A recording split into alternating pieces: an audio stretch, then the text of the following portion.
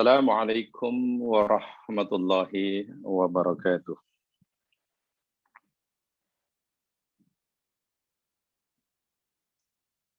Innal hamdalillah nahmaduhu wa nasta'inuhu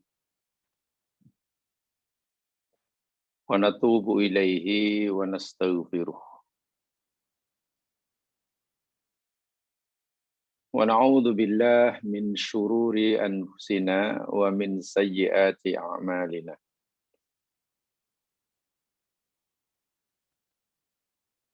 May yahdihillahu fala mudhillalah wa may yudlil fala hadiyalah.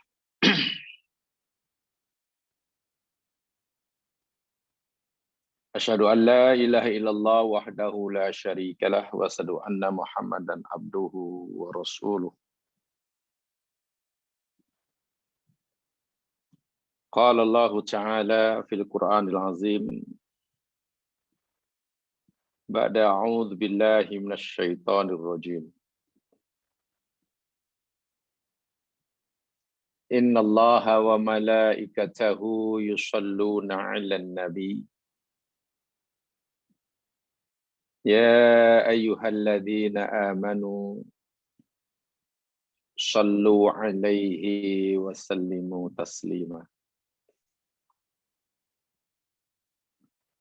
Yang bermaksud sesungguhnya Allah dan para malaikatnya sentiasa bersalawat ke atas Nabi. Wahai orang-orang yang beriman, salawatlah kamu ke atasnya dan ucapkan salam kepadanya dengan salam yang sempurna. Mari kita bersalawat ke atas Rasul. Allahumma salli ala Muhammad wa ala ali Muhammad. Mari kita ucapkan salam ke atas baginda. Assalamu alayka ya Rasulullah.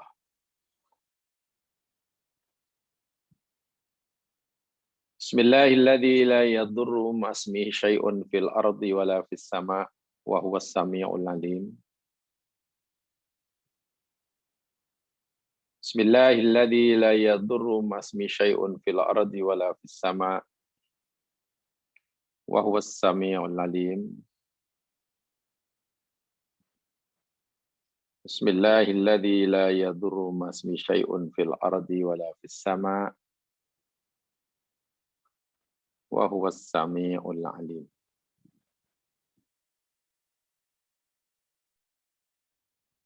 Subhanallah wa bihamdih. Adada khalqih wa ridha nafsih wa zinata arsyih wa midada kalimatih. Rabbi shrah li sadri wa yassir li amri wahlul 'uqdatam min lisani yafqahu qawli. Amma ba'd.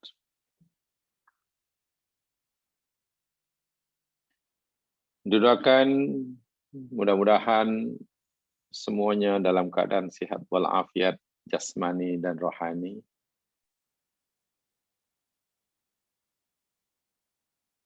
Tetap berada dalam lindungan Allah Subhanahu wa taala dan penjagaannya.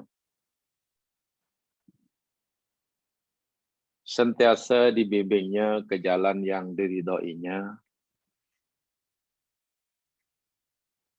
Ditingkatkan amal ibadah kita.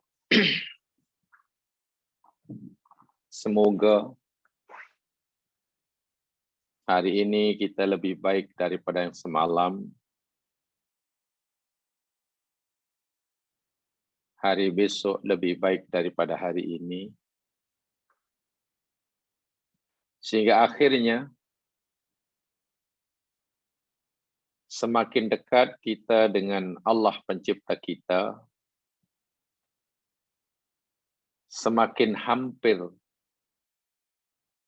masa yang ditetapkan buat kita untuk berjumpa dengannya,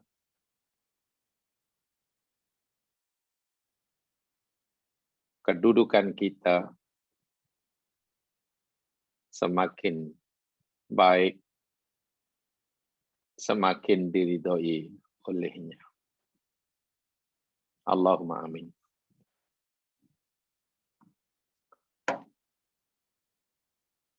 Pagi hari ini insyaAllah kita akan teruskan siri kajian kita, tadabbur kita Surah Yunus. Dan kita akan pelajari bermula daripada ayat yang ke-74.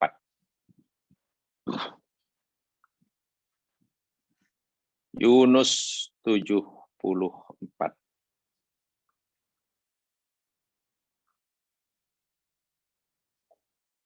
A'udzu billahi minasyaitonir rajim. Bismillahirrahmanirrahim.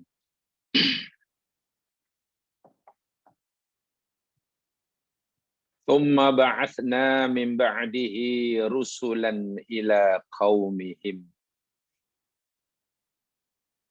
Faja'uhum bil bayyinat. Fama kanu liyu'minu bima kadzabu bihi min qabl. Kadzalika natba'u ala qulubil mu'tadin.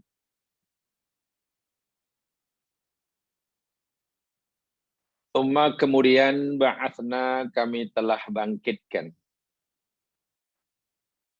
Min ba'dihi daripada selepasnya, yakni selepas Nuh alaihissalam,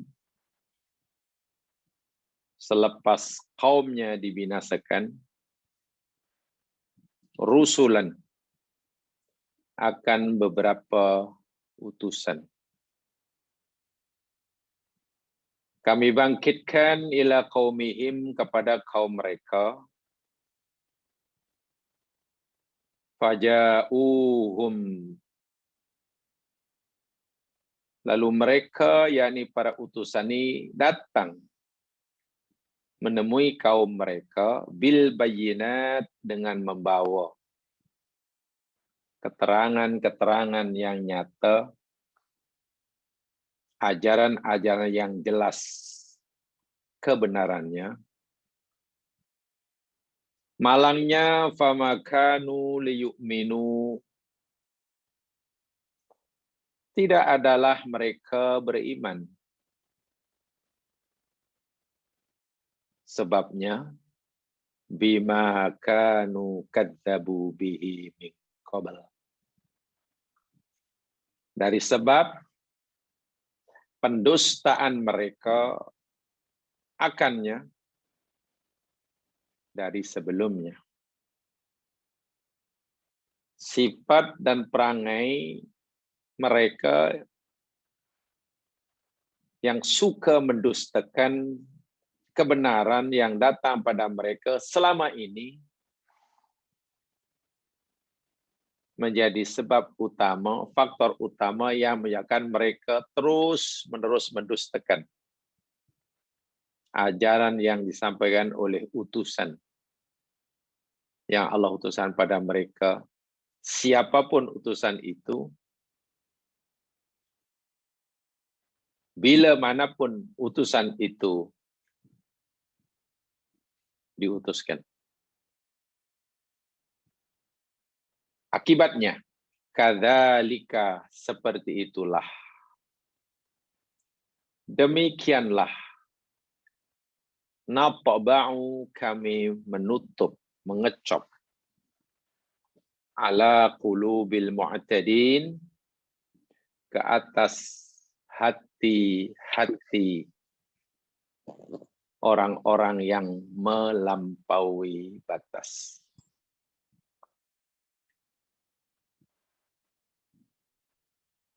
Jemaah yang dirahmati Allah sekalian, Saya ingin sampaikan dahulu makna umum at-tafsir al-ijmali daripada ayat ini. Sebelum kita coba pelajari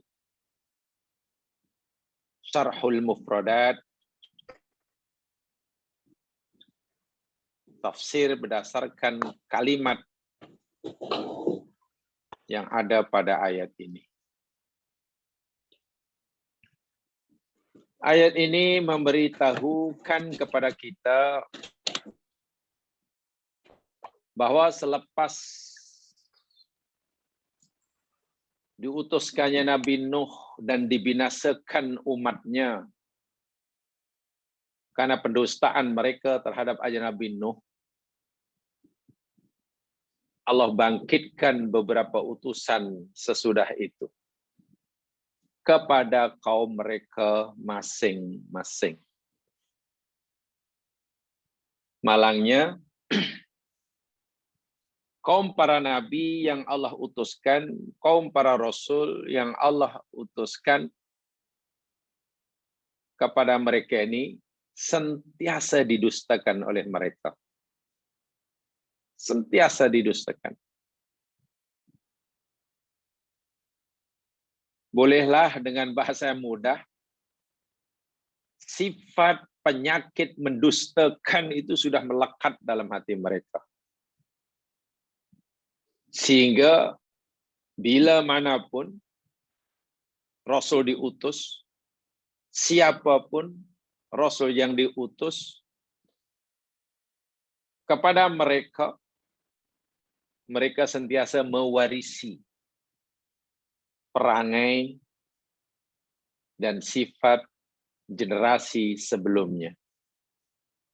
Takdzib, mendustakan. Rasul-rasul yang Allah sebutkan di dalam ayat ini, rusulan, bolehlah kita fahami, yakni rasul-rasul yang Allah utuskan selepas Nabi Nuh dan sebelum Nabi Musa. Saya ulangi, perkataan rusulan dalam ayat ini, rasul-rasul, banyaklah itu rusulan. Lagi pula di situ nakirah,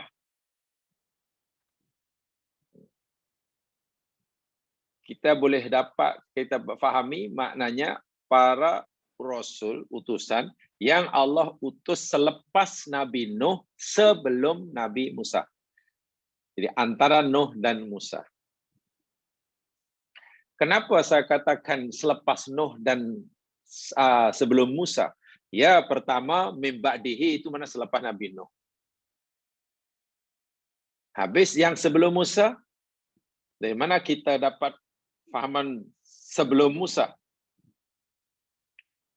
Jamaah sekalian, kerana di dalam ayat selepasnya nanti, ayat yang ke-75, kalau jamaah boleh lihat ayat selepasnya, Tsumma ba'atsna min ba'dihim Musa wa Harun.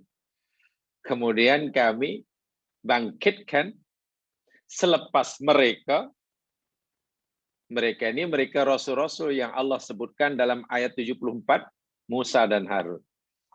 Ini bermakna rusulan merujuk kepada para rasul yang Allah utuskan antara Nabi Nuh dan Nabi Musa. Ya, seumpamanya Nabi Hud kepada kaum Ad, seumpama Nabi Saleh kepada Thamud, seumpama Nabi Ibrahim kepada kaumnya, Nabi Lut pada kaumnya. Semua.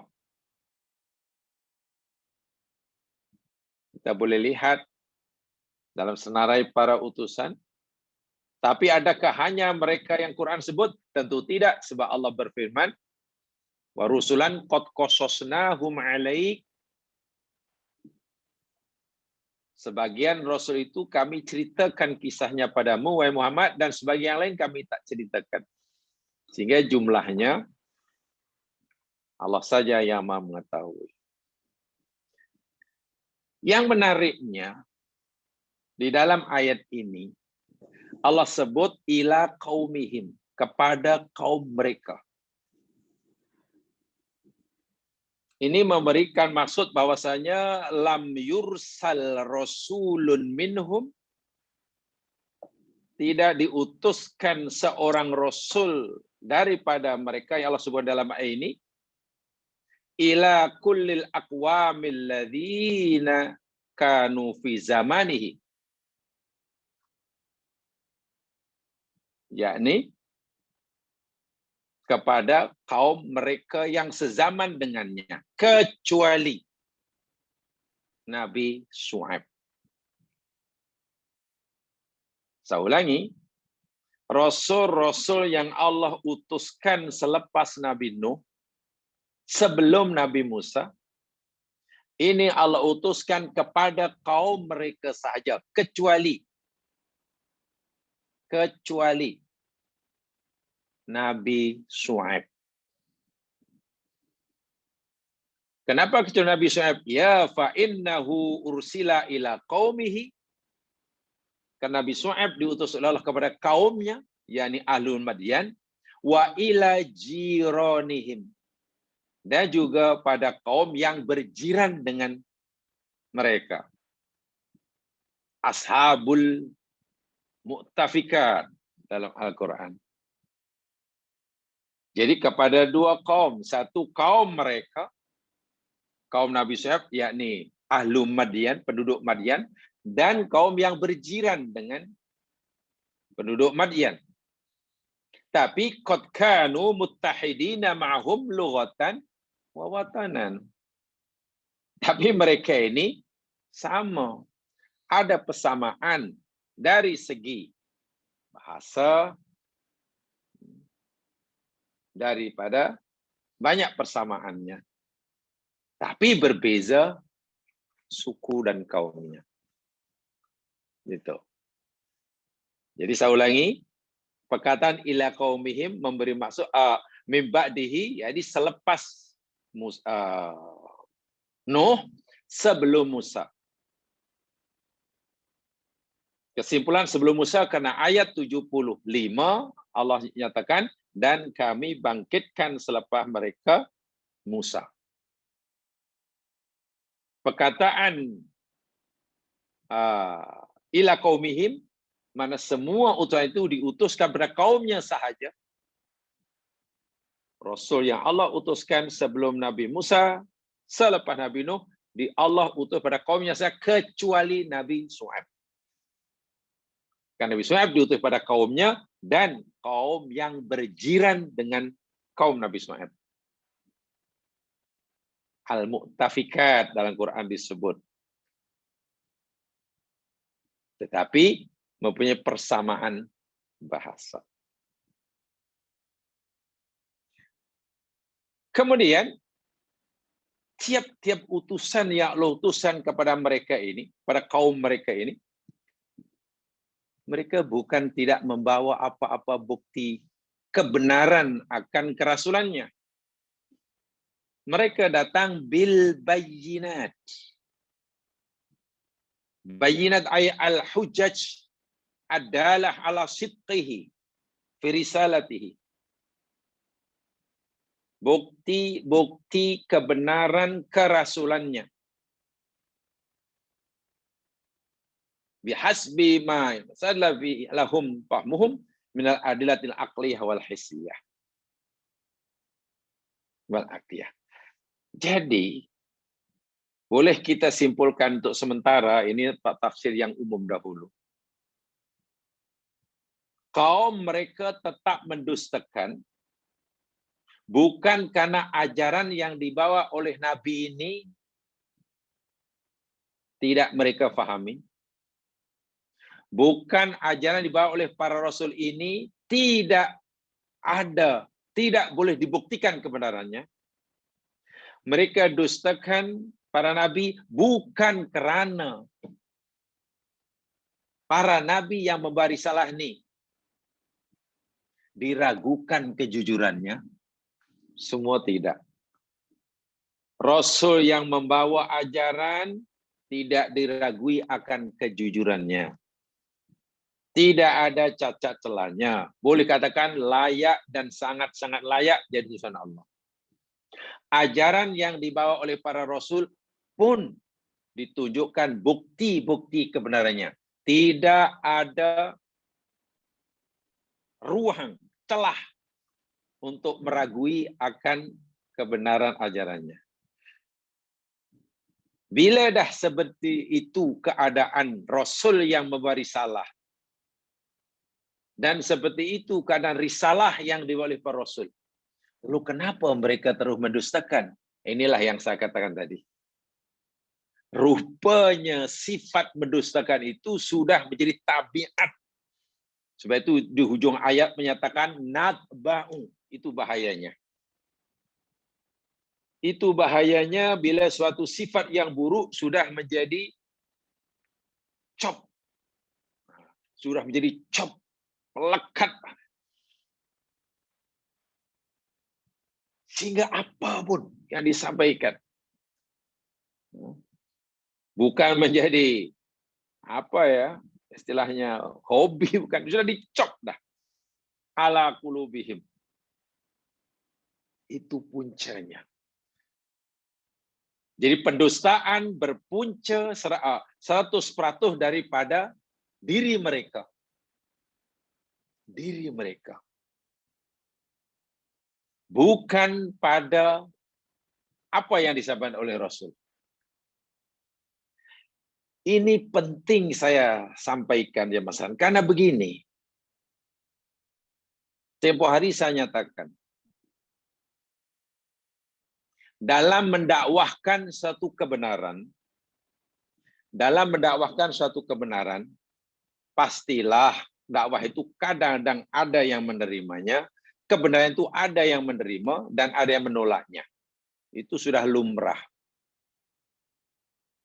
Itu lumrah.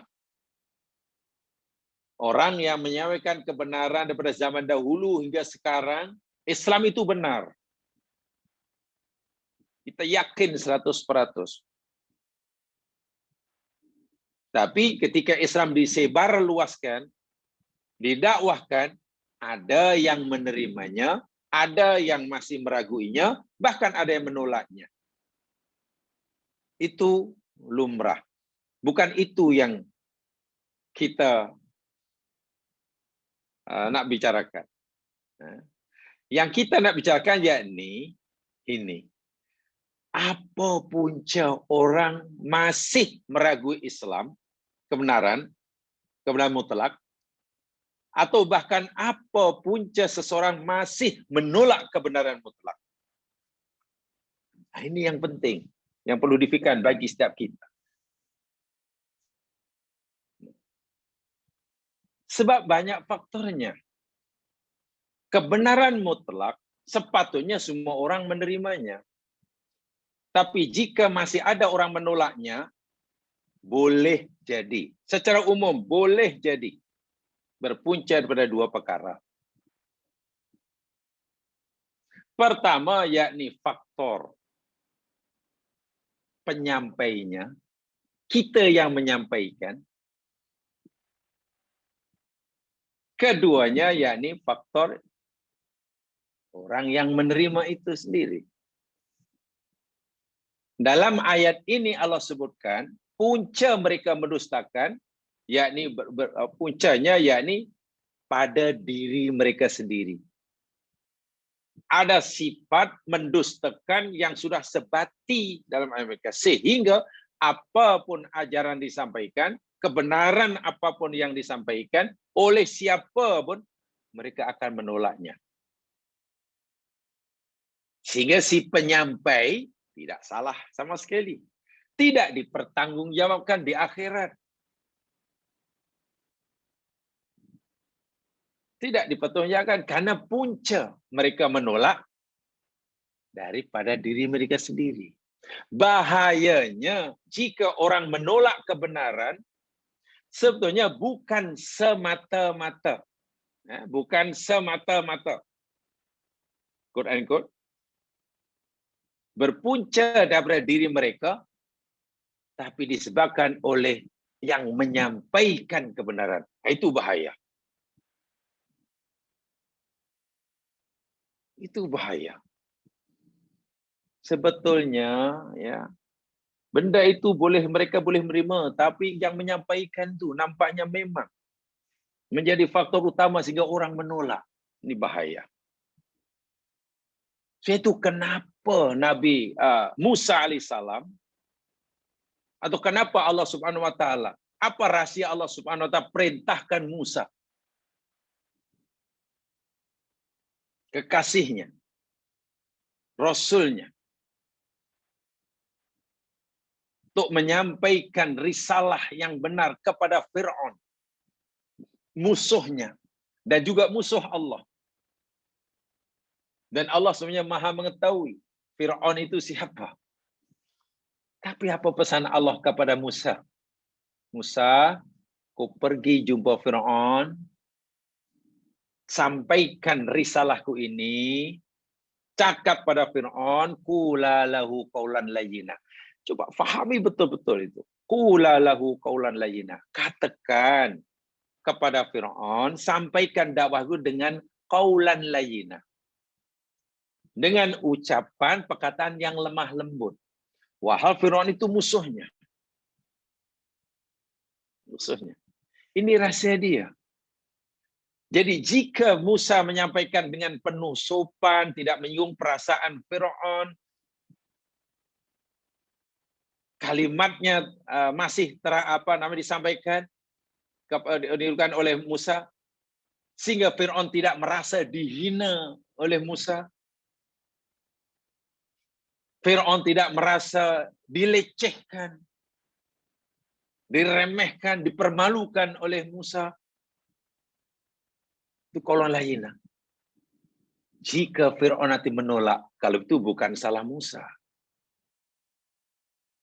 Bukan salah Musa. Itu 100% bidadari. Ini yang Allah maukan.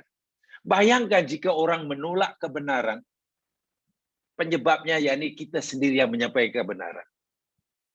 Oh, bahaya ya mas kalian. Dan inilah yang pernah disindir oleh Jalaluddin Al-Afghani dahulu. Seorang dianggap seorang mujaddid. Yakni al-Islamu mahjubun bil muslimin. Kehebatan Islam, kecantikan Islam, keindahan Islam itu sering kali, acap kali tertutup, terlindung oleh sebab perangai setengah orang Islam. Kan bahaya itu. Sebetulnya orang itu sangat minat, mungkin macam tertarik pada Islam. Jika Islam disampaikan dengan baik. Jangan sampai orang menolak Islam, jangan sampai orang tak suka Islam, jangan sampai orang benci Islam, puncanya karena perangai orang Islam. Itu bagi saya sangat penting untuk kita hari ini. Saya yakin jamaah semua pernah mendengar ketika seorang saudara baru, ya kita panggil mu'alaf lah, saudara baru. Nah, akhirnya jadi muslim yang baik. Diwawancara, bagaimana Anda boleh memeluk agama Islam, sedangkan dahulu Anda pembenci Islam? Jawabannya sangat sinikal sekali. Dia kata, ya alhamdulillah saya syukur pada Allah. Saya mendapat menerima Islam. Nasib baik saya telah mengenali Islam sebelum saya kenal orang Islam. Oh, subhanallah. Saya syukur pada Allah, saya kenal Islam lebih dahulu sebelum saya kenal orang Islam. Mahumnya bukan sinikal sekali. Kalaulah sekiranya dahulu aku lebih kenal orang Islam lebih dahulu, nampaknya sampai hari ini susah nak terima Islam. Tidak mungkin orang akan berpikir Islam sebenar itu, yakni apa yang digambarkan oleh setengah orang Islam. Kan bahaya. Islam itu yakni apa yang dipertontonkan oleh setengah orang Islam. Kan bahaya kalau pemahaman seperti itu. Sedangkan yang dilakukan oleh orang Islam, perangai orang Islam, yang diucapkan oleh orang Islam, tidak seluruhnya menggambarkan hakikat Islam yang sebenar. Itu susahnya dalam menyampaikan kebenaran. Betul, yang disampaikan itu adalah kebenaran. Bila nih sampai kebenaran mutlak pula. 2 campur 2 adalah 4. Betul, itu kebenaran mutlak itu. 2 campur 2 adalah 4. Tapi macam mana masih ada orang meragukan akan kebenaran 2 campur 2, 4? Bahkan ada yang menolaknya, bahkan ada terus memusuhinya. Jangan-jangan karena kita yang menyampaikan itu, yang menjadi punca mereka menolak apa yang kita ucapkan. Nah, bila ini yang berlaku, jemaah sekalian, kita bertanggung jawab di hadapan Allah. Orang yang paling sopan dalam pergaulan, sama ada para sahabat, kawannya atau lawannya, adalah Muhammad Rasulullah. Betul? Nabi Muhammad adalah Nabi yang paling sopan, paling ramah, paling mesra. Akhlaknya mulia. Tutur katanya tersusun, wajahnya tampan. Bau peluhnya pun macam minyak misk, kata Anas bin Malik. Tapak tangannya pun selembut sutra. Siapa yang melihatnya pasti terpesona. Itu Rasulullah. Serba menarik. Itu pun Allah ingatkan Nabi. Walau kunta fazzan ghalizal qalbi lan faddu min haulik. Muhammad, jika kamu bercakap kasar, jika hati kamu ini tak adalah perasaan kasihan kepada mereka yang kamu jadi objek dakwah, lan faddu min haulik, pasti mereka lari meninggalkanmu, wahai Muhammad. Tengok, jika Nabi Muhammad orang yang paling lawa, paling handsome, paling sopan, kulitnya paling halus, paling lembut, suaranya paling merdu, ibaratnya. Bau badannya paling wangi. Itu pun akan dijauhi oleh umatnya jika berlaku kasar. Apatah lagi kita.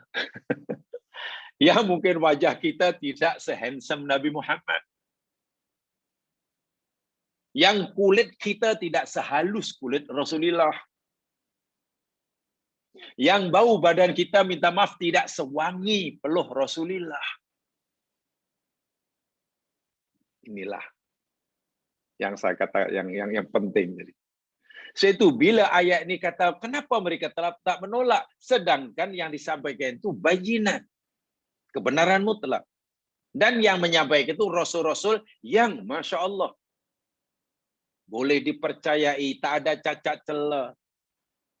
Tak adalah dalam kepribadian setiap rasul yang Allah utuskan ini sesuatu yang boleh dicela. Tak ada, sempurna.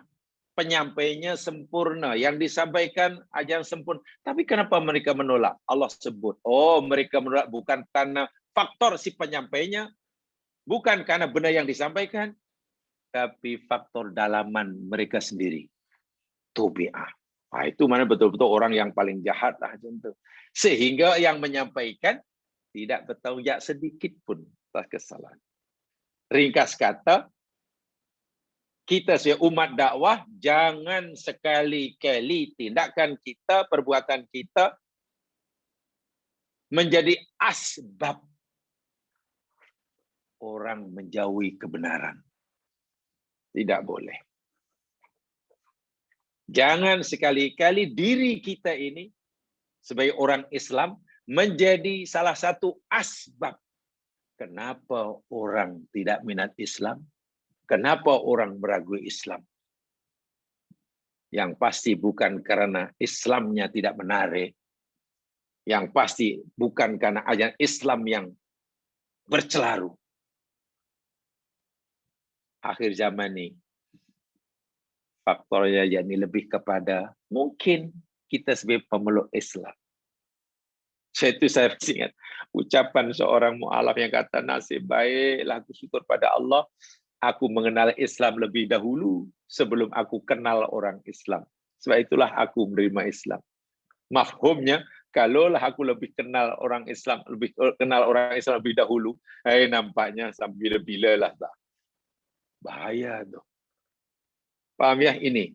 Fiqhud dakwah seperti ini hendaklah difahami benar. Pahami benar.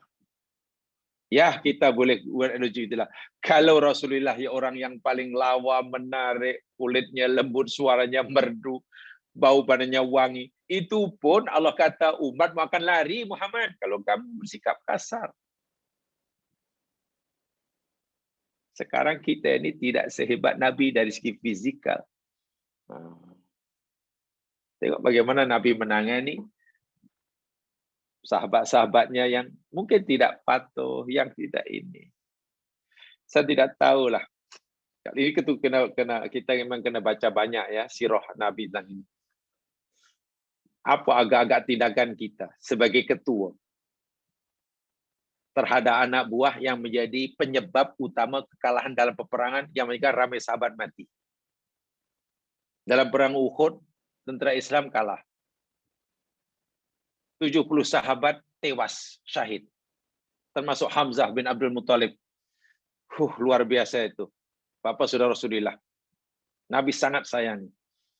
Dan punca kekalahan semua orang sudah tahu. Yang menjadi punca kekalahan pun dah mengakui. Ini pasal akulah tidak patuh pada pimpinan. Coba kalau kita yang jadi ketua. Apa yang kita perlakukan pada orang ini? Mengamuk kita. Tapi tengok sikap Nabi cara.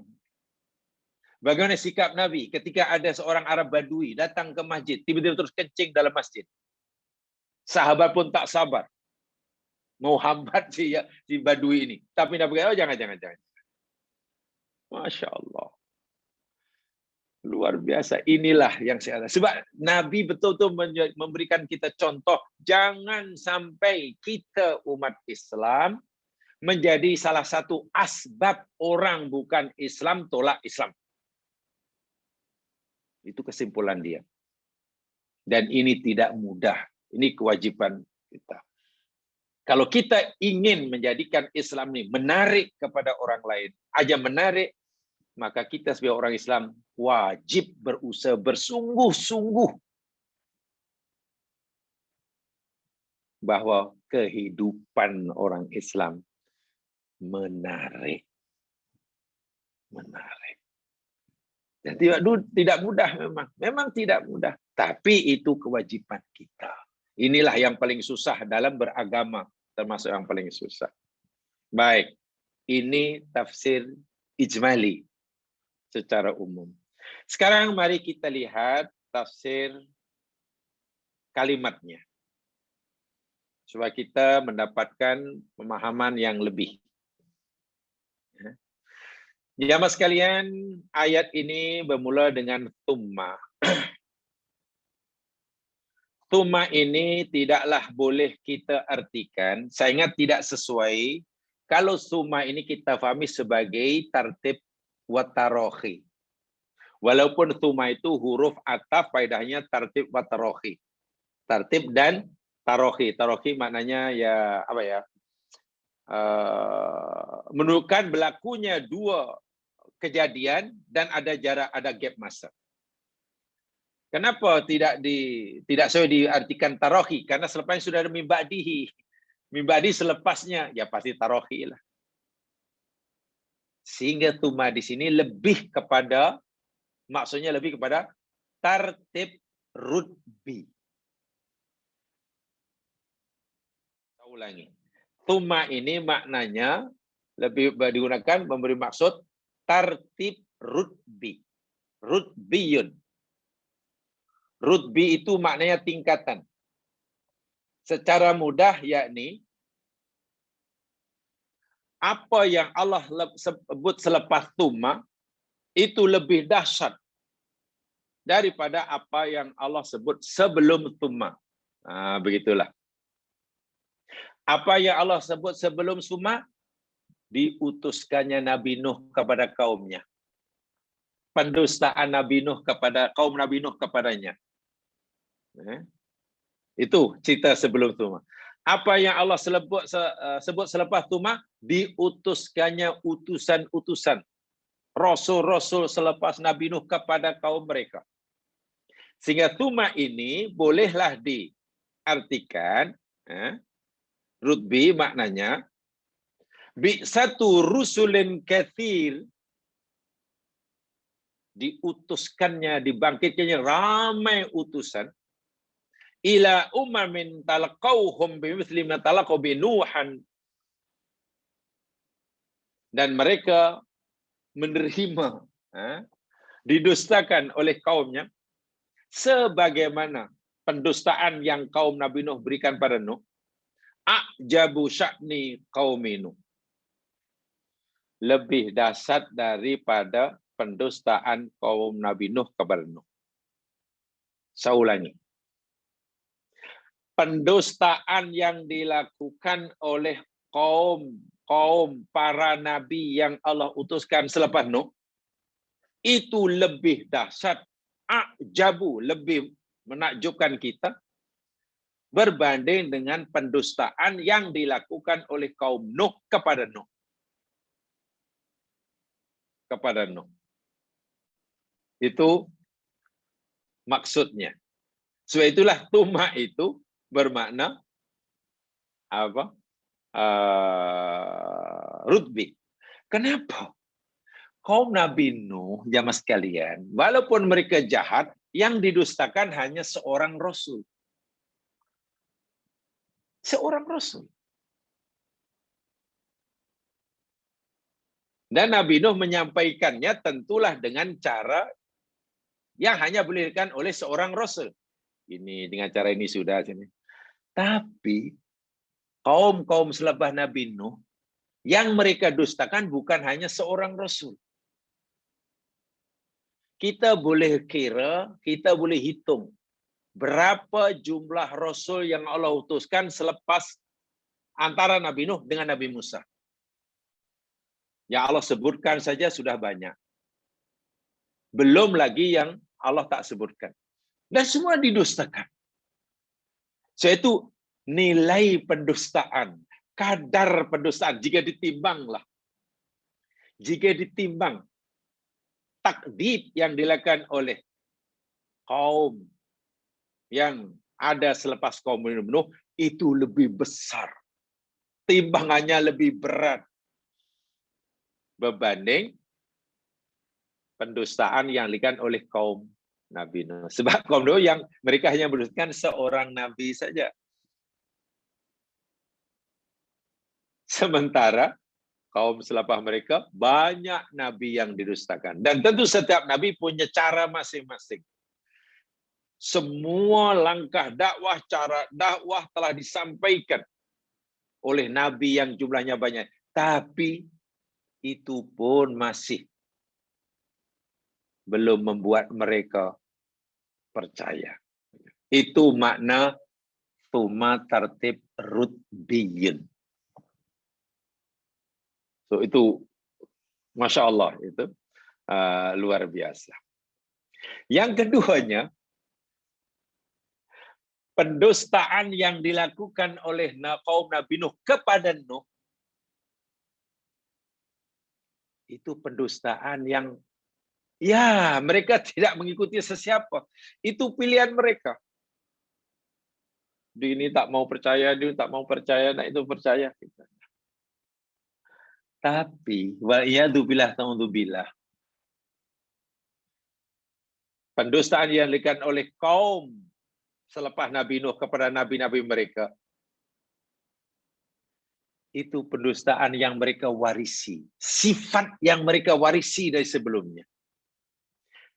Artinya apa? Mereka sebenarnya boleh memilih untuk mempercayai Nabi Shu'aib umpamanya, boleh memilih untuk mempercayai kaum Nabi Ibrahim umpamanya, Nabi Ibrahim umpamanya, mempercayai Nabi Lot umpamanya, tapi mereka memilih untuk takdzib. Itu luar biasa, dan takdzib sudah menjadi tuh, sudah dicop dalam hati mereka. Betul, kaum Nabi Nuh punya sifat mendustakan, betul. Adakah itu tak baik? Baik, tak baik, betul. Adakah mereka jahat? Jahat. Takdzib yang dilakukan oleh kaum selepas Nabi Nuh pun tidak baik. Tapi lebih jahat.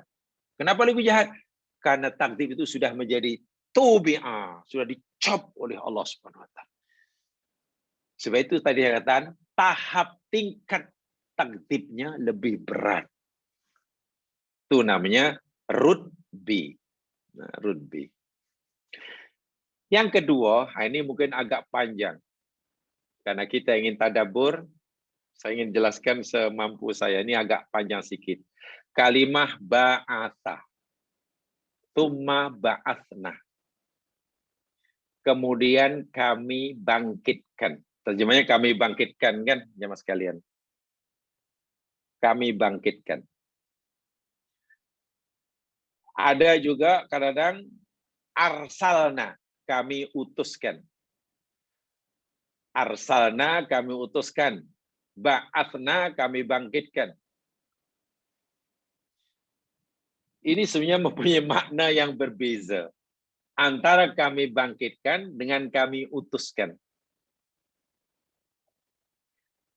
Kami bangkitkan dengan kami utuskan ini maknanya berbeza. Ba'atha itu maknanya lebih luas daripada arsalah.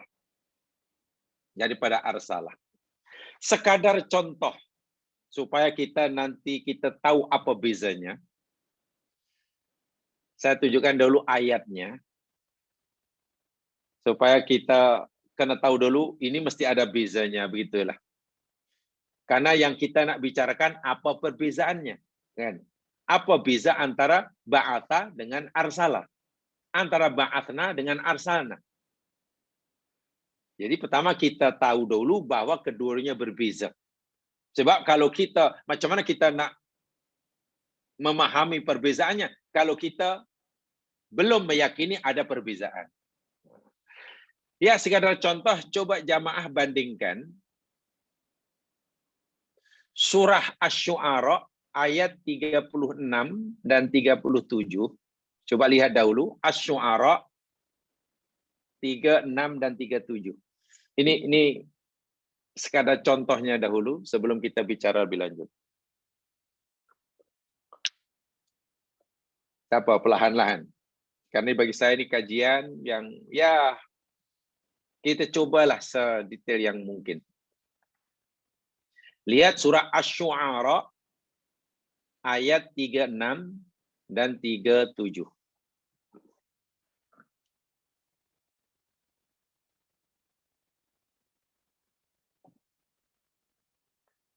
A'udzu billahi minasy syaithanir rajim. Sudah jumpa ya? Qalu arjih wa akhahu wa ba'ath fil madaini hasyirin. Itu ayat 36. Ya'tuka bikulli sahharin alim. Nah, ayat 37.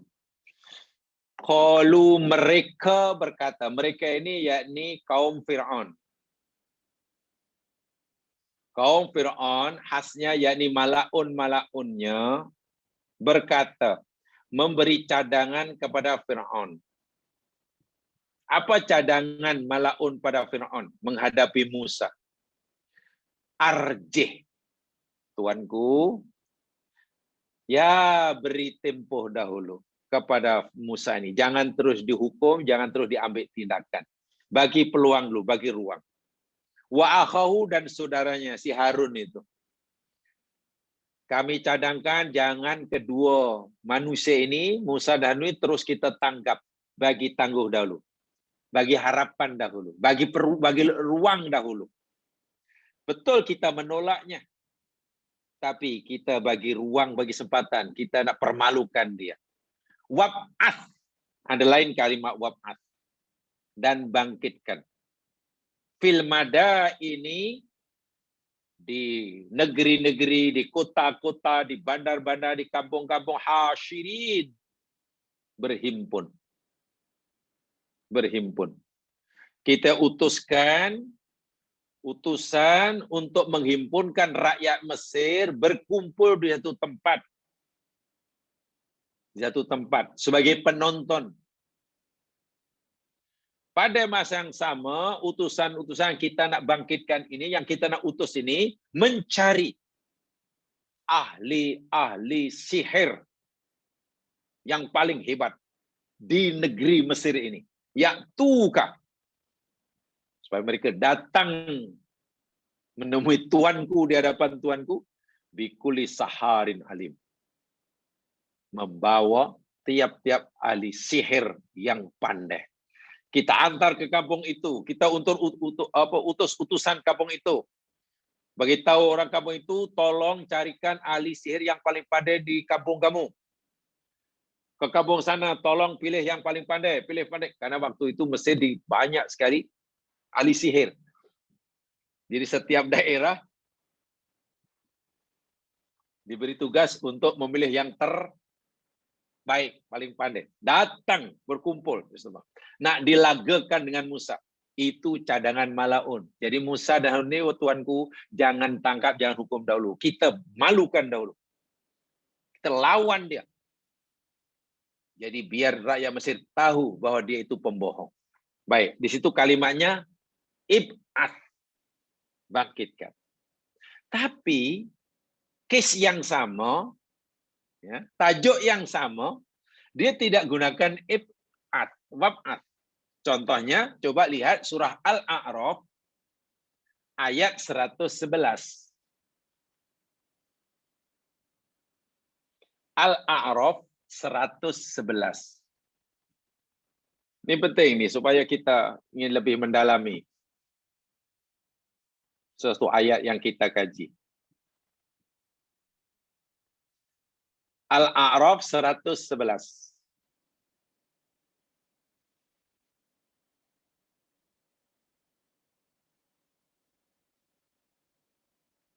Sudah ya?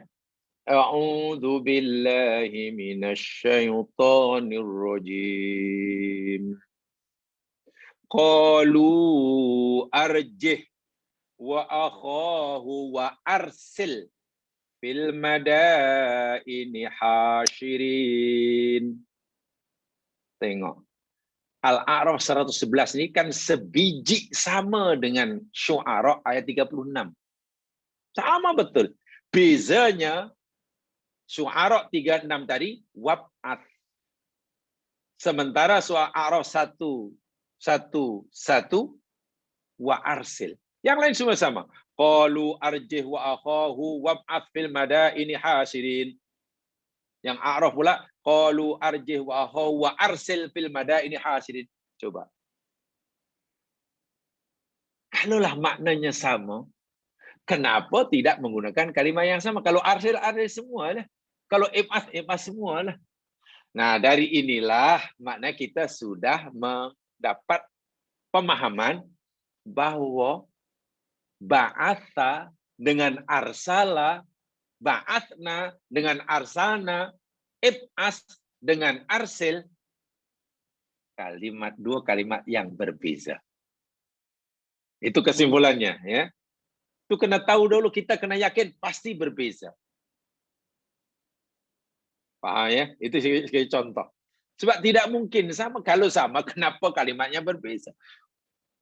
Coba kalau kita baca terjemahannya, pasti kita fikir sama. Maknanya Malaun mencadangkan pada Fir'aun agar Fir'aun menangguhkan Musa dan Harun, jangan terus diambil tindakan walaupun mereka tidak suka dengan Musa dan Harun, tapi bagilah dulu, bagi can dahulu.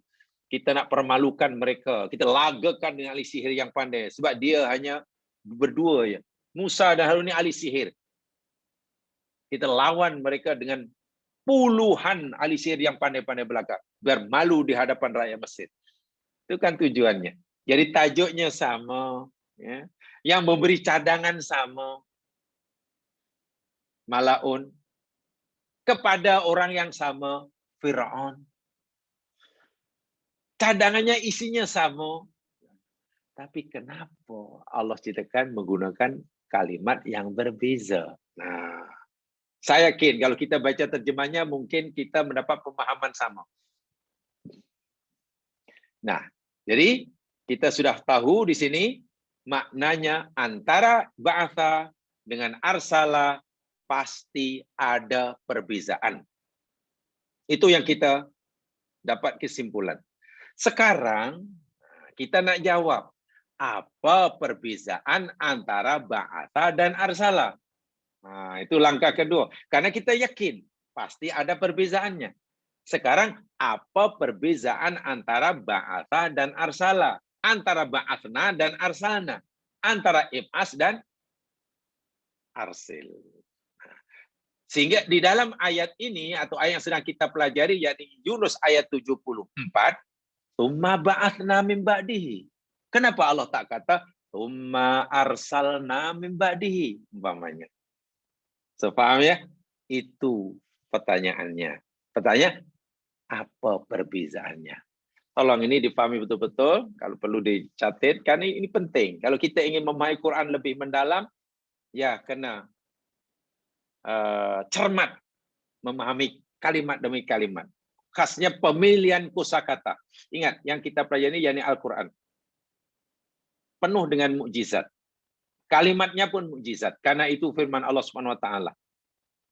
Berbeza dengan hadis Nabi. Susunannya tidak ada nilai mukjizat. Ya. Hadis Nabi susunan dia, susunan perkataannya, ya tidak mulai dari ijaz. Walaupun mempunyai nilai balaghah yang lebih. Tapi nilai ijaz lugawinya tidak ada. Yang ada itu hanya Al-Quran. Baik, jamaah yang dirahmati Allah sekalian. Kalimah ba'atha. Dalam ini kalimatun ba'athna. Ini patut kita beri tumpuan lebih. Hendaklah kita kaji lebih. Secara umum, begini. Ba'atha itu, al-ba'athu, ay innama yakuni li syai'in kana mawjudan tsummantaha. Kalimah ba'atha ini hanya saja ianya digunakan untuk sesuatu yang pernah wujud, pernah ada, kemudian berhenti. Atau kemudian tiada. Setelah tiada, lalu diadakan semula. Itu makna ba'atha. Makna ba'atha secara umum, ia digunakan untuk merujuk pada sesuatu yang ada, yang pernah wujud. Kemudian menjadi tiada, setelah tiada diwujudkan semula. Sebab itulah dikenal hari kiamat namanya Yaumul Ba'thi. Betul? Hari kiamat namanya Yaumul Ba'thi. Kenapa Yaumul Ba'thi? Ya kerana sekarang kita ada, sekarang ini kita ada di dunia, ada wujud kita. Nanti bila tiba masanya, kita masuk ke alam barzah. Lenyap jamaah sekalian kita punya jasad. Terurai menjadi unsur penyusunnya. Karena asalnya tanah, maka kembali menyatu menjadi tanah semula. Menjadi unsur penyusun diri kita. Hilang lenyap. Orang yang sudah ribuan tahun mati. 5.000 tahun. Ya kan hanya tulang yang ada. Hancur. Tidak ada. Karena Allah kata, bila tiba masanya, ba'athna. Kami bangkitkan. Ba'atha ini digunakan memberi maksud begini. Bila kita baca ba'atha, merujuk pada benda yang sudah ada, asalnya ada, kemudian tiada, Selepas dia diadakan semula, dimunculkan semula. Itu maknanya ba'atsna. Mana ba'atsna. Nah, dalam ayat ini Allah gunakan kalimah ba'atsna. Ini memberi maksud, ya mas sekalian, bahwa hakikatnya ya, ajaran Allah Subhanahu wa taala namanya tauhid. Tauhid itu ajaran paling utama tuh. Mengesakan Allah. Itu ajaran yang dibawa oleh setiap rasul. Awalu ma khalaqal khalq a'tal manhaj li Adam alaihissalam wa ablaghu Adam libnihi. Adam dahulu dilantik oleh Allah jadi utusnya, diajarkan tauhid untuk disampaikan kepada anak-anaknya. Pada anak-anaknya. Ada yang menerima, ada yang menolaknya. Di tauhid pernah wujud. Kemudian nolak. Tiba-tiba tauhid makin malap. Bukan karena manusia tidak ada, manusianya sudah ada.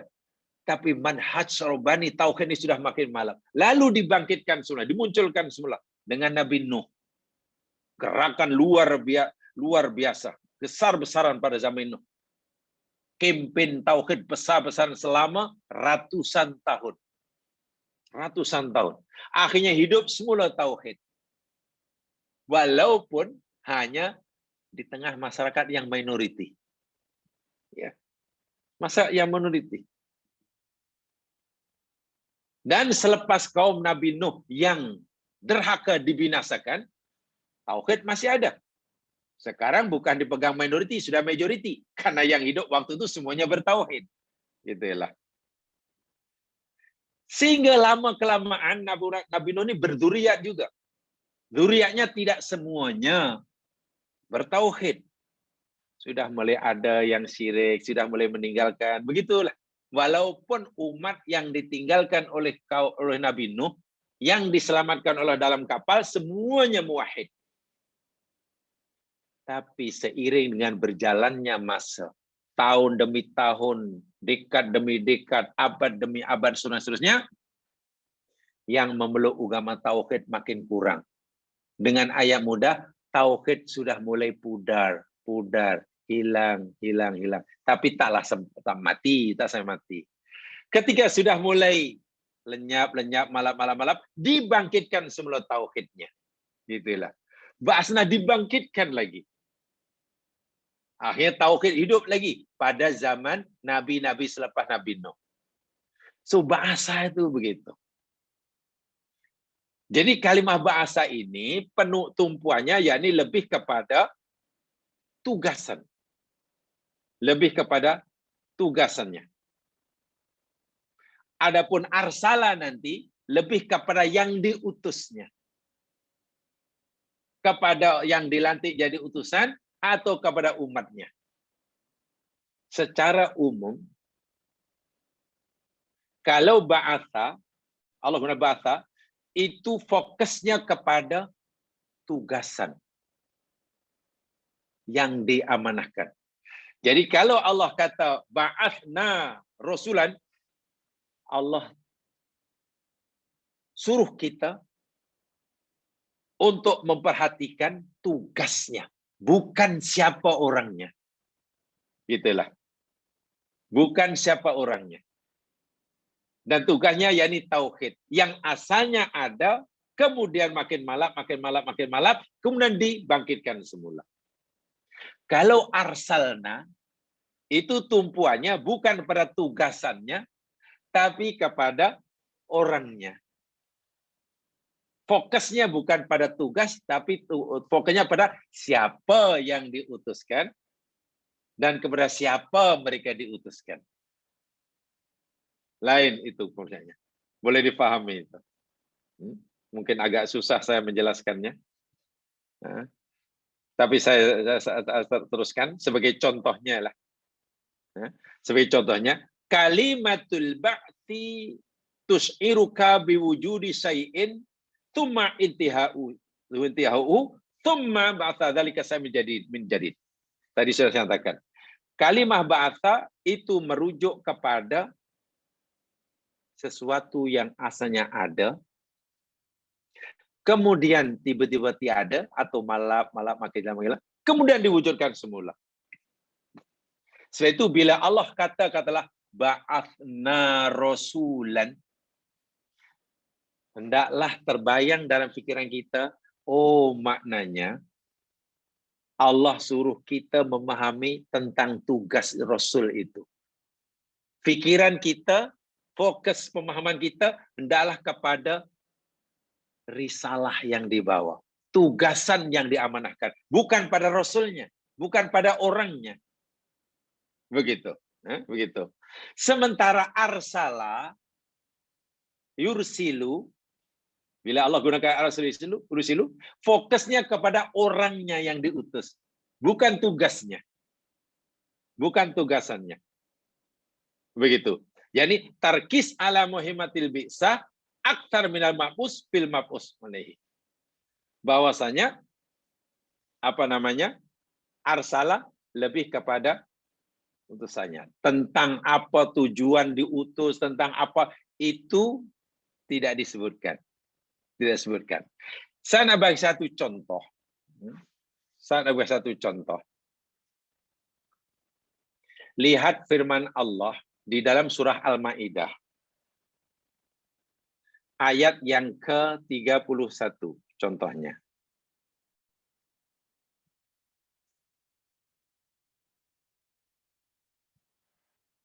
Jadi kalau ba'atha itu lebih kepada fokusnya pada misinya. Bukan pelakunya, bukan pembawanya. Lihat dalam surah Al-Maidah ayat 31.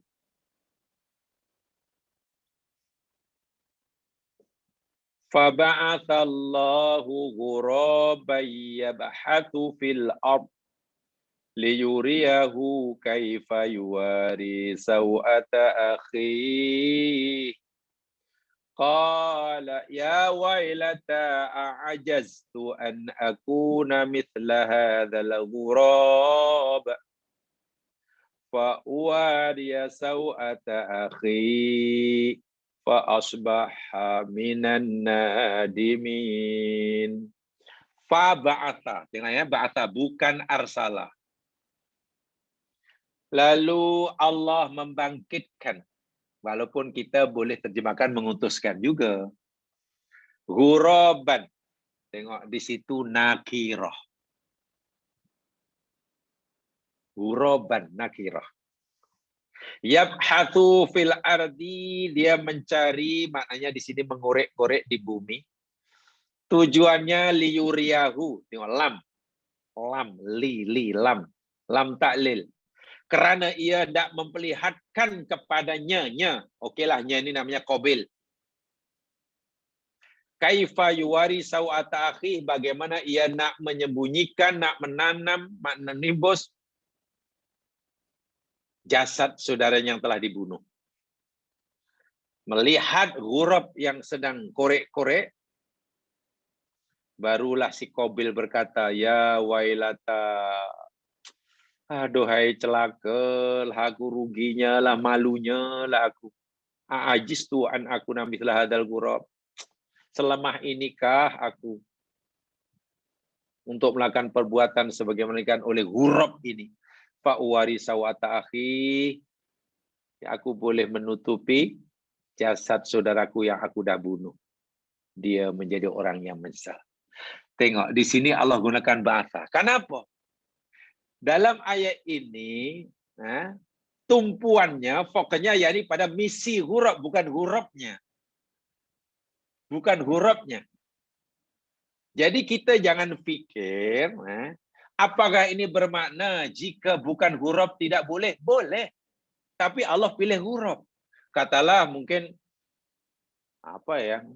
ya kalau nak kata unta macam tak masuk akal pula. Tapi sebenarnya, kalau yang Allah utuskan pun bukan ghurab boleh juga. Yang penting yakni misinya apa? Misinya yakni untuk memberitahu, menunjukkan kepada qabil bagaimana hendak menguruskan orang yang mati. Dibiarkankah?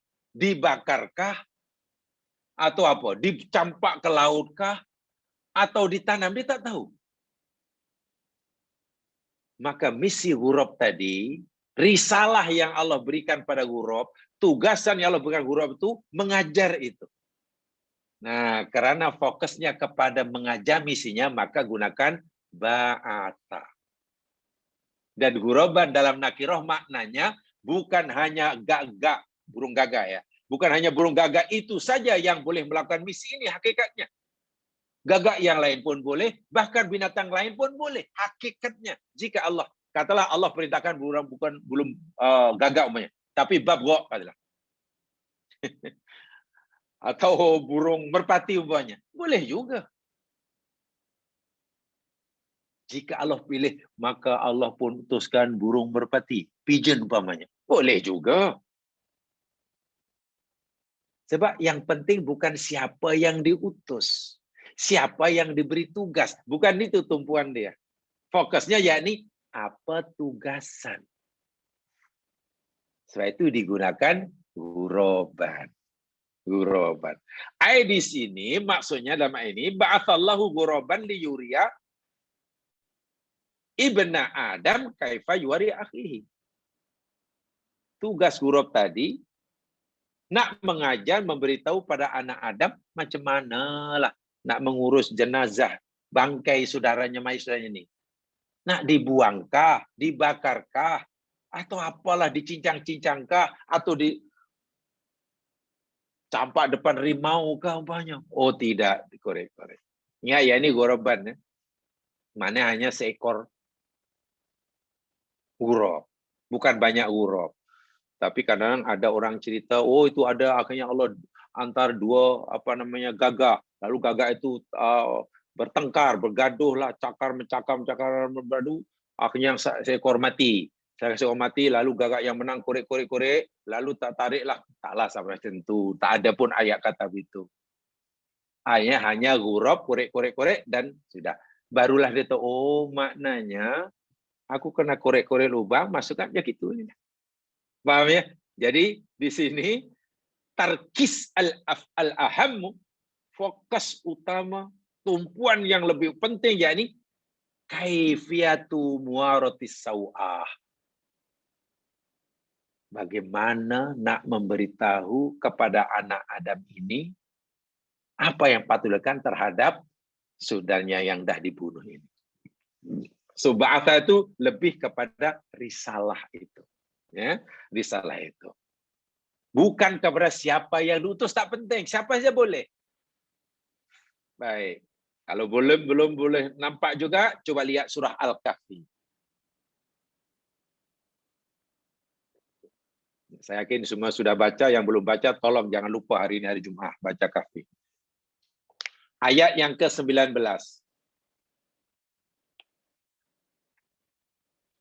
Coba Al-Kahfi 19.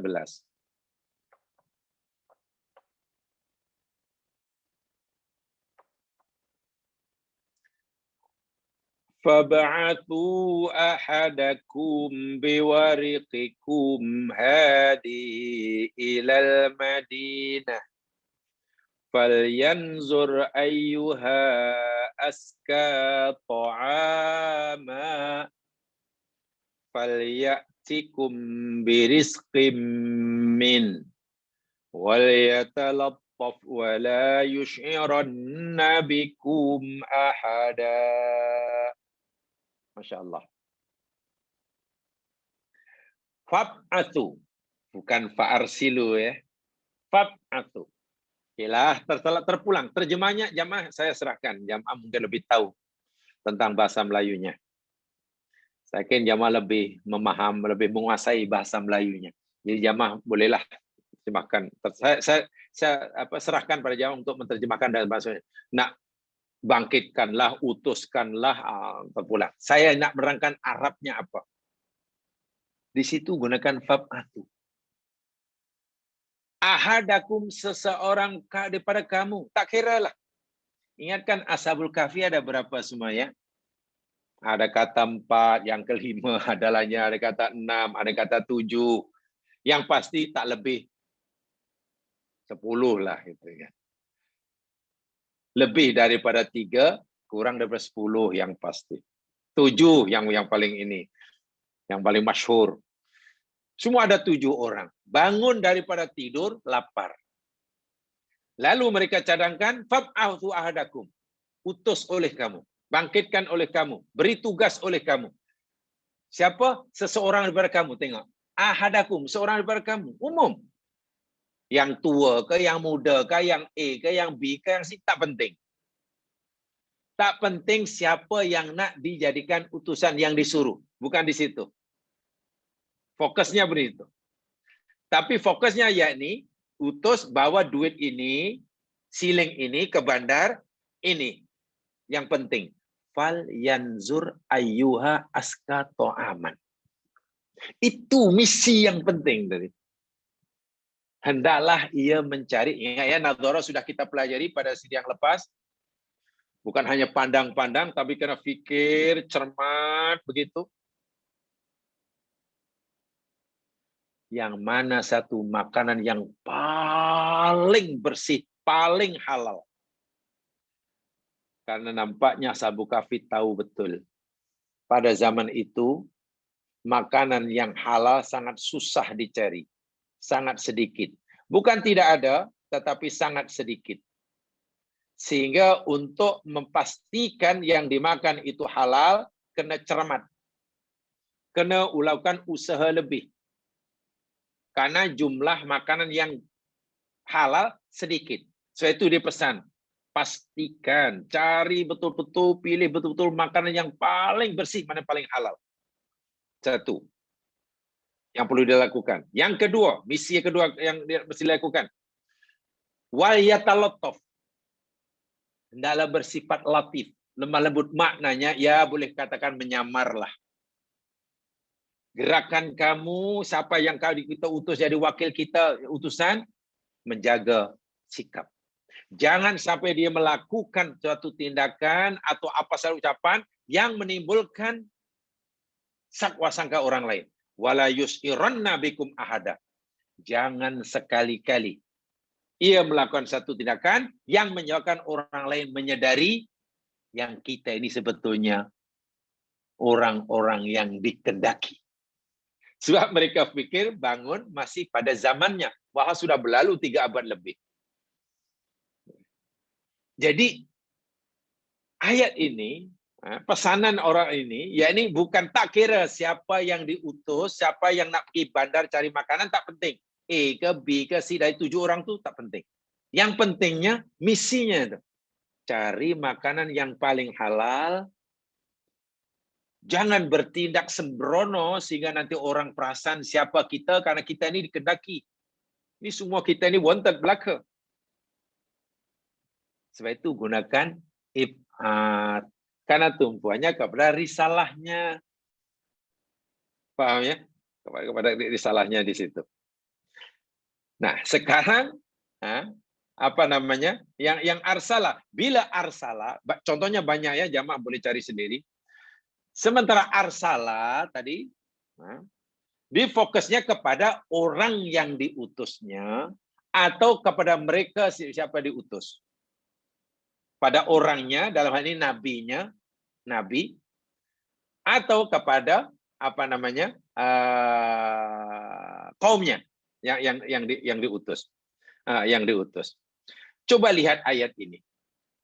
Arsala at-tarkis alal mursal wal mursal alaih akthar min mahiyat risalah. Ketika Allah utuskan Nuh umpamanya. Tengok. Surah Al-A'raf ayat 59. Al-A'raf 59. Coba perhatikan.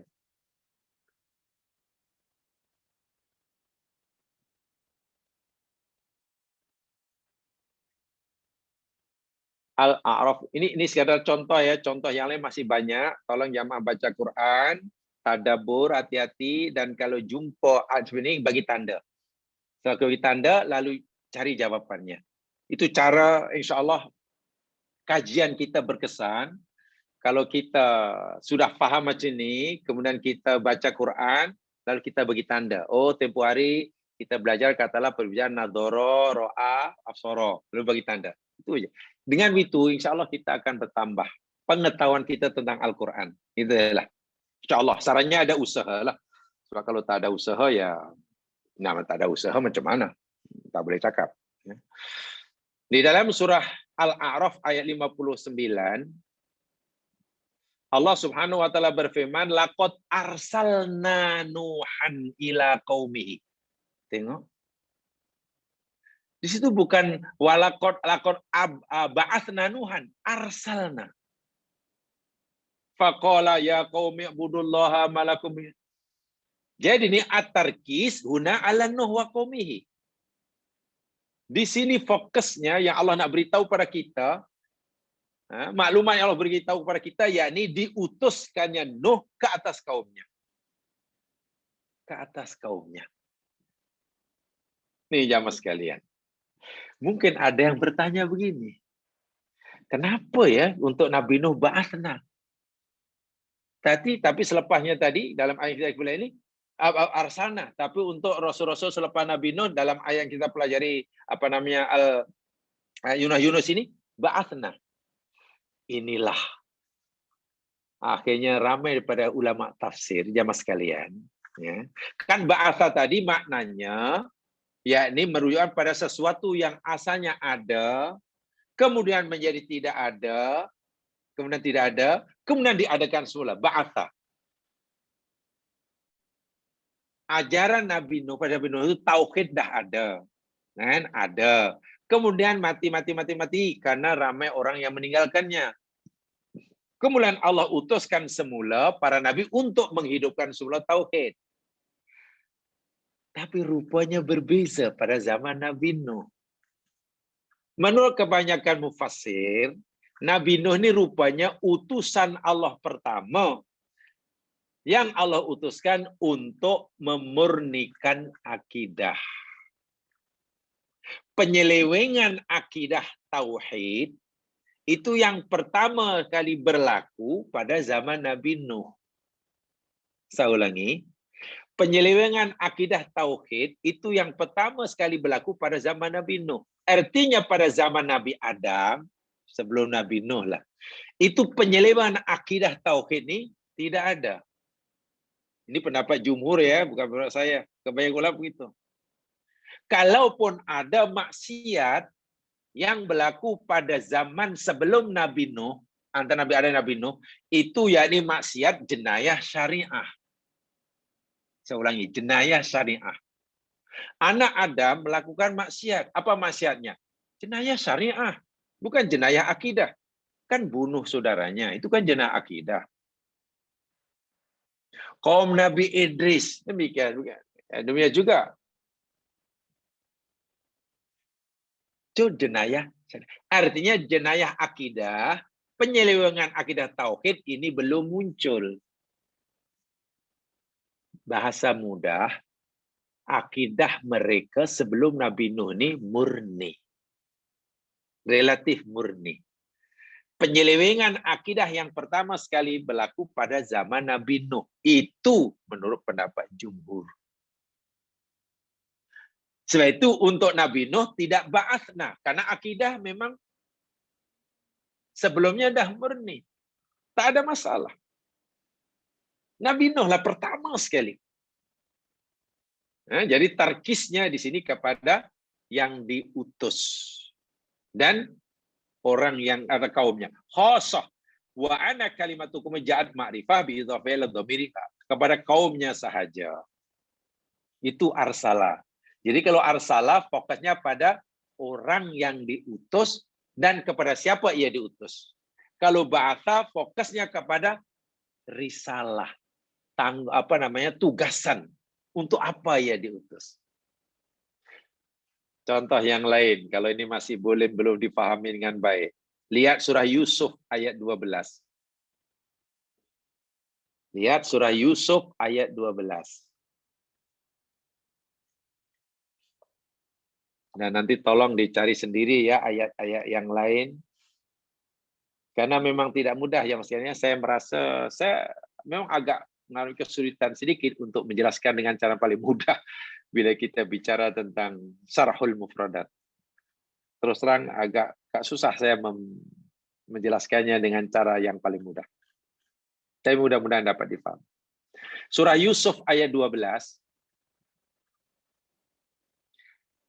Ketika anak-anak Nabi Yakub meminta izin kepada Nabi Yakub agar Nabi Yakub membenarkan Yusuf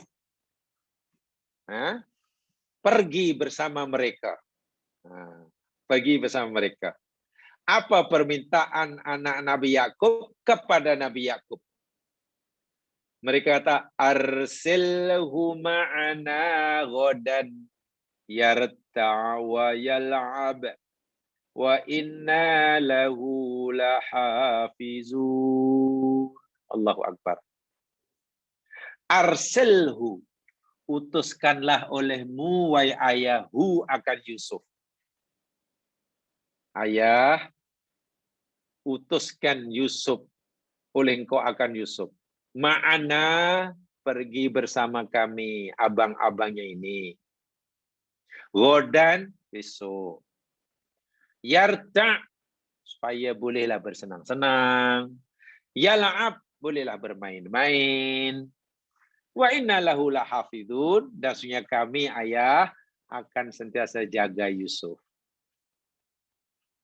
Ya sekalian, di sini ada dua yang diucapkan oleh anak Nabi Yakub.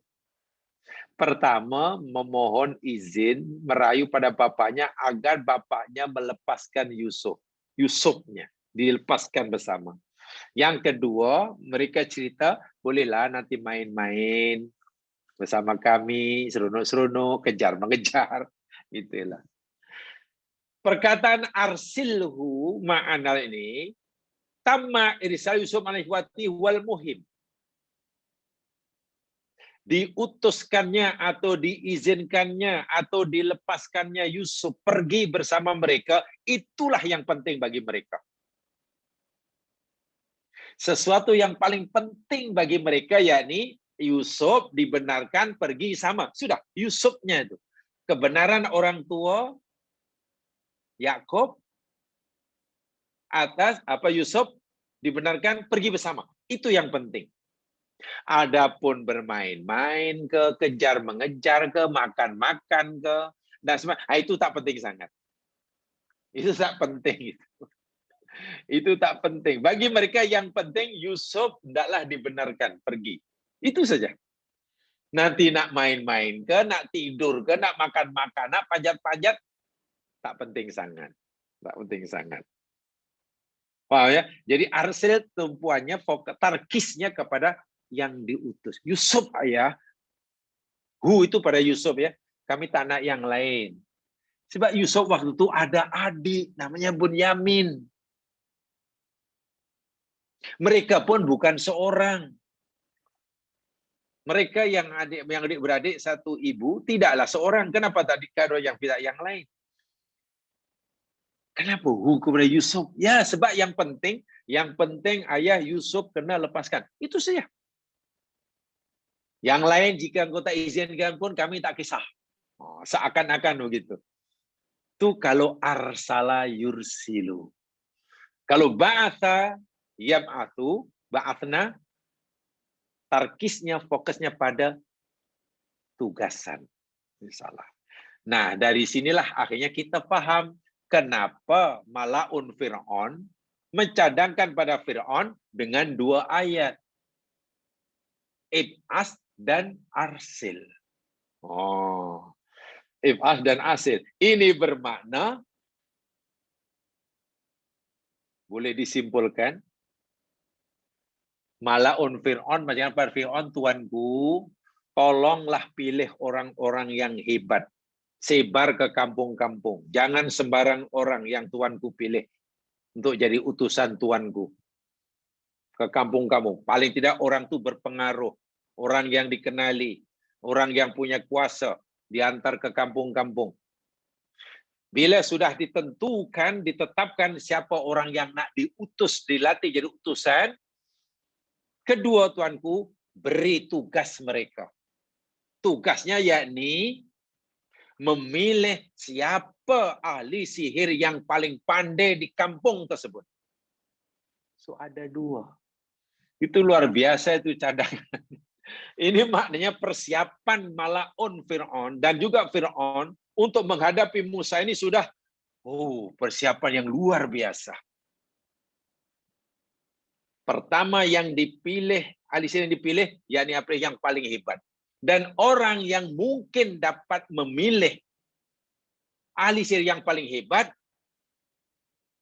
orang memilihnya mesti orang-orang yang hebat, bukan sebarang orang. Sebab itu dia cadangkan arsil. Pilih tuanku, siapa di antara tuanku yang menurut tuanku orang yang paling mengerti tentang sihir, paling berpengaruh, paling terkenal. Supaya nanti rakyat patuh akan arahnya. Tengok itu. Ini menunjukkan bahwa, saya ulangi, persiapan persediaan Fir'aun dan Malaunnya menghadapi hendak membenarkan Musa ini bukan cincai. Memang betul-betul luar biasa. Luar biasa. Itu ya Mas sekalian, dan banyak lagi kalau kita ingin melihat dalam Quran. Hanya itu panduannya. Jadi kalau sudah tahu poinnya, nanti baca Quran, jumpa arsala, jumpa ba'atha, jumpa arsalna, jumpa ba'athna, jumpa ib'ath, jumpa arsil, bagi tanda. Dan coba fahami dengan kaidah tadi. Insya Allah kita akan dapatkan maklumat lebih banyak daripada sekedar dalam terjemahannya. Wallahu alam, aku lupa lihada wassalamualaikum warahmatullahi wabarakatuh. Kurang lebihnya mohon dimaafkan. Mari kita dengan bacaan tasbih kifarah dan surah wal asri. Subhanakallahumma wa bihamdika asyhadu an la ilaha illa anta astaghfiruka wa atubu ilaik. A'udzu billahi minasyaitonir rajim. Wal 'ashr innal insana lafi khusr illa alladziina aamanu wa 'amilus shalihat wa tawassaw bil haqq wa tawassaw bis sabr. Assalamualaikum warahmatullahi wabarakatuh.